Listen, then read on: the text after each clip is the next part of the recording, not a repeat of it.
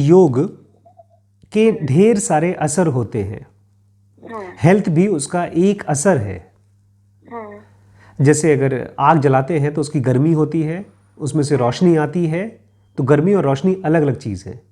लेकिन कोई आदमी ढेर सारी आग जलाए, बहुत ज़्यादा आग जलाए, तो उससे रोशनी की मात्रा और उसकी जो हीट की मात्रा है दोनों की अलग अलग अमाउंट में निकलेगी।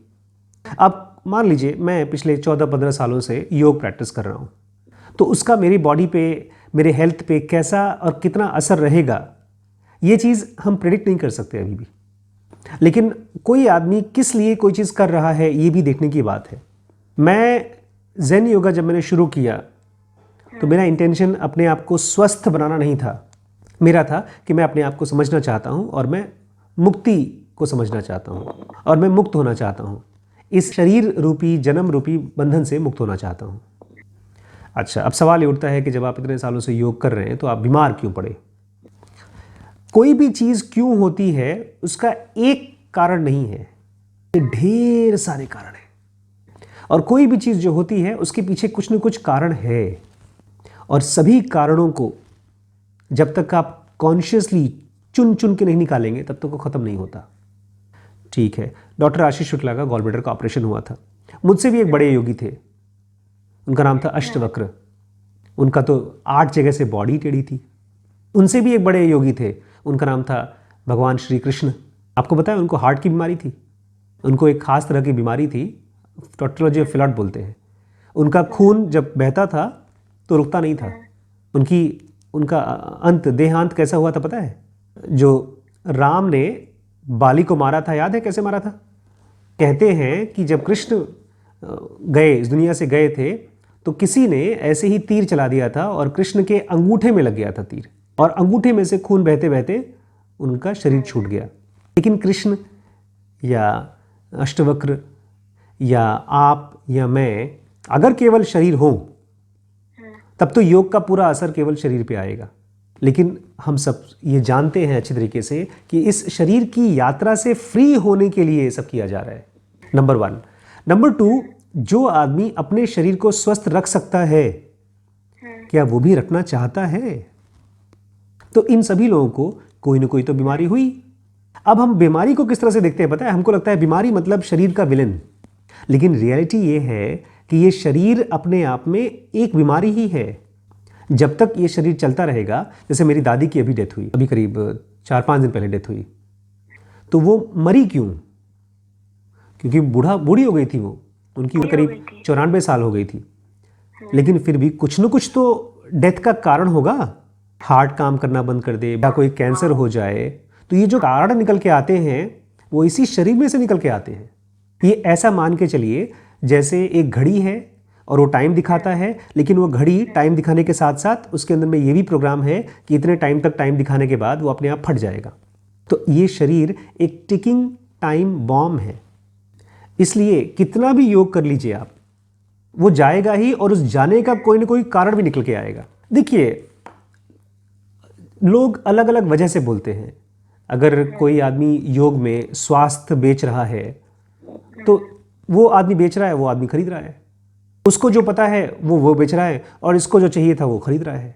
एक कहानी मैंने सुनी थी, उसमें एक जंगल में कुछ लोग थे जिनके गांव में खेती वेती खराब हो गई, अकाल आ गया, सूखा पड़ गया, तो जंगल गए और लकड़ी काट करके बेचा और कुछ गुजारा किया। कुछ और हिम्मती लोग थे तो और अंदर गए, तो उनको अच्छी महंगी लकड़ी मिली, जैसे शीशम की लकड़ी, और जो महंगी महंगी लकड़ियाँ होती तो उनको और फ़ायदा हुआ। उसमें से भी कुछ और हिम्मती लोग थे तो अंदर जंगल में गए तो उनको चंदन की लकड़ी मिली, और उसमें से भी कुछ और बहुत ही हिम्मती लोग थे तो वो और अंदर गए तो उनको हीरे और जवाहरात मिले। तो सभी सही हैं। जंगल से जो लकड़ी ले रहा है, चाहे चंदन की लकड़ी ले रहा है, चाहे शीशम की लकड़ी ले रहा है, चाहे हीरे जवाहरात ले रहा है, तो ये हमारे शरीर के अंदर में जब हम जाते हैं तो हमारी ज़रूरतें भी चेंज होती रहती हैं। अगर मैं केवल अपने आप को शरीर मानता हूँ तो मैं शरीर का स्वास्थ्य मांगूंगा, लेकिन जब मैं रियलाइज़ करता हूँ नहीं, शरीर तो बार बार ख़त्म होता रहता है, हम और अंदर जा कर के इस जंगल में खोजेंगे कुछ और। जो गुस्सा आता है वो तो इमोशन है, लेकिन हमारा एक और पार्ट है जो समझ है। लेकिन कभी भी हमारा समझ मतलब आई सेंटर और हमारा इमोशन माने ई सेंटर, ये दोनों प्योर ई और प्योर आई नहीं होते। आई के अंदर थोड़ा सा ई होता है और ई के अंदर थोड़ा सा आई होता है। क्योंकि जब आप बोलते हैं, जब आपका माइंड ये बोलता है कि तुम जीने लायक नहीं हो, तो वो शब्द को प्रोड्यूस करने के लिए भी इमोशन को मदद चाहिए थी इंटेलिजेंस की। प्योर इमोशन तो जानवरों में होता है, वो गुर्राते हैं, चिल्लाते हैं और कुत्ते बिल्ली की तरह आके आप पे लिपट जाते हैं, वो प्योर इमोशन है। लेकिन इंसानों में चूंकि हमारे पास आई सेंटर है, इसलिए आई सेंटर जाकर के ई से मिलता है, इसलिए हमारा इमोशन बोलता भी है। लेकिन हमारी इंटेलिजेंस भी महसूस करती है। इसलिए आपने गुस्से में बोला, तुम कौन होते हो मुझे बोलने वाले कि मैं मरने वाली हूँ। लेकिन इसमें मैं आपसे यही कहूँगा, जो कुछ भी आपका इमोशन में गुस्सा आ गया तो कोई बात नहीं, और इस तरह की अगर बातचीत आपके मन में आती भी है कि तुम जीने लायक नहीं हो, तो उस आवाज़ को सुनिए, गुस्से को भी सुनिए और फिर बोलिए ठीक है, मैं समझ रही हूँ, तुम्हारे हिसाब से मुझे जीने का हक नहीं है, लेकिन मेरे हिसाब से है। अगर ईश्वर ने एक शरीर दिया है और उसके अंदर में कोई एक्टिविटी दी है और उसके ज़रिए मुझे प्लेजर मिलता है, मैं उसको एंजॉय कर लेती हूँ, तो क्या बुरा हुआ। जैसे कोई माँ अपने बच्चे को फुसला फुसला के बात करती है, ये आपका ही ई सेंटर है। उसको जैसे कोई जानवर है, उसको धीमे धीमे पालतू बनाना है, तो जब वो नाराज़ होता है, तुम जीने लायक नहीं हो, तो बोलते ठीक है ठीक है, अभी जीने लायक नहीं हो, बाद में हो जाओगे तुम्हारे हिसाब से जीने लायक, और तुम भी तो मेरे हिस्से हो, मैं मरूंगी तो तुम भी मर जाओगे मेरे साथ। हम और तुम दोनों का उद्धार होगा जब दोनों एक साथ मिल करके अपने आप को जानने की कोशिश करेंगे। गुस्से को गुस्से से ट्रीट मत करिए, गुस्से को प्यार से, दुलार से, ममता से ट्रीट करिए। ये प्रक्रिया कब तक चलती रहेगी? देखिए, जब तक शरीर में बीमारी है तब तक उसका इलाज होगा, जब तक वो ख़त्म नहीं हो जाती तब तक हम बोलते रहेंगे। ये आदत कई कई सालों पुरानी है ना, और ये भी उम्मीद मत करिए प्रक्रिया ख़त्म हो जाएगी, केवल इसकी मात्रा कम होगी और इसकी इंटेंसिटी कम होगी।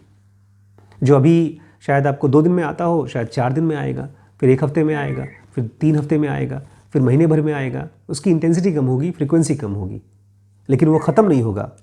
ख़त्म होने में लिए वो अपने टाइम से ही ख़त्म होगा। वो एक तरह से शरीर का हैबिट बन गया है बेचारी का ना, तो ठीक है, वो शरीर की ज़रूरत है। किसी न किसी वजह से हमारी शरीर बेवकूफ़ नहीं है, वो किसी वजह से कुछ न कुछ करती है।